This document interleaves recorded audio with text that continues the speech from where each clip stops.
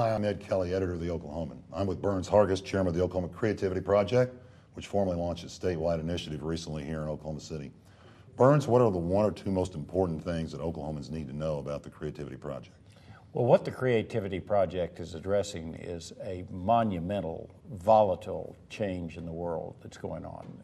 The shifts in population, the rapid progress of technology are all coming together to create a global environment that morphs into new jobs seemingly every hour. Right.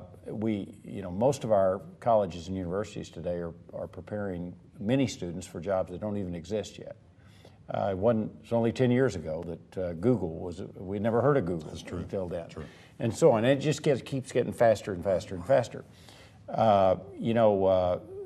In 1997, the Standard & Poor's list from 1957, when it began, only had 15% of the same companies on it. And now it's moving even faster than that. So the point is that American business, Oklahoma business, needs employees that are very creative, very fast on their feet, can be adapted to new jobs, new tasks, new challenges. And they're competing with people literally all over the world. I mean, that's been a kind of a cliche in the last few years, but it's really true today, and everybody knows it. So that's one thing. There's a belief that we are not preparing our people to face this new challenge and for the state to have the opportunity to face it. Second thing is that the Creativity Project is going to inform Oklahomans of how they can adapt creative processes in their businesses, in their colleges, in their state agencies, nonprofits, anything.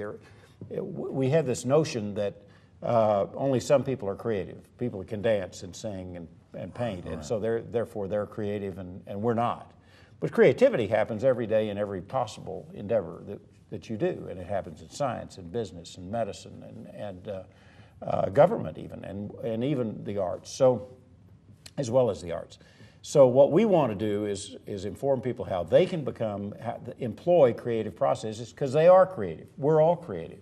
It's just once we get old enough to get humiliated by people's comments that we stop trying to be creative. Sure. What things should Oklahomans be looking for from the Creativity Project in the upcoming weeks and months? Well, we're going to have two or three things primarily. One is we've developed a website which appropriately has the URL stateofcreativity.com, and it will enable people to become connected through what we call pods, which are communities of interest about whatever subject you like, whether it's making creme brulee or it's about agriculture or journalism. They can interact actively in that way, and it kind of will function a little bit like Facebook or MySpace. Then secondly, we will be discovering and promoting the creative processes and creative activities of Oklahomans, just to inform people of all that is really going on here. And then thirdly, we will be developing through conferences and festivals and other activities, opportunities for Oklahomans to come together physically and develop creative initiatives. So it becomes a really great marketing tool. Yeah, well, it is. Well, it's interesting you say that, because from a marketing perspective, for Oklahoma, it would be great if we were known as a hotbed, a laboratory of creativity, because that's what the world needs today. And as a matter of fact, Oklahoma has been named as one of 13 international creative districts. We're the only state in the United States that has been so named. And we will interact with other members of this district all over the world, because everybody's trying to get this right. Sure. How will public education need to change if Oklahoma is really going to become a state of creativity?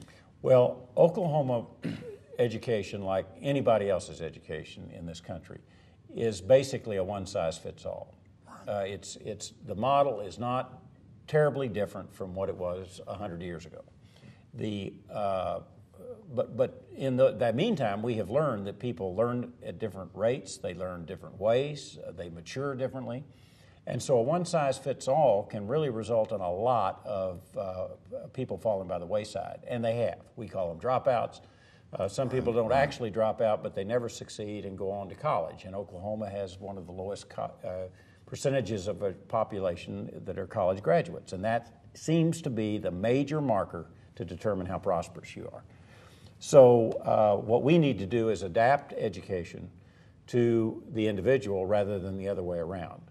And I've found that Sandy Garrett at the Department of Education and other educators are very open to new ideas because they know this isn't working. We're losing too many kids along the way. Right. Speaking of education, you'll be leaving soon to become president of OSU. Will you be able to stay involved in the Creativity Project once you go to Stillwater? Oh, yes. I intend not only to remain as chairman of the Creativity Project, I intend Oklahoma State University to be that laboratory of creativity. And we're going to take on a lot of the tough issues that higher education faces and come up with creative solutions. And there you have it. Burns Hargis, thank you. Go to the project's website to learn more about this exciting project, and obviously stay with us here at newsok.com and read in the Oklahoman about ongoing coverage of the Oklahoma Creativity Project.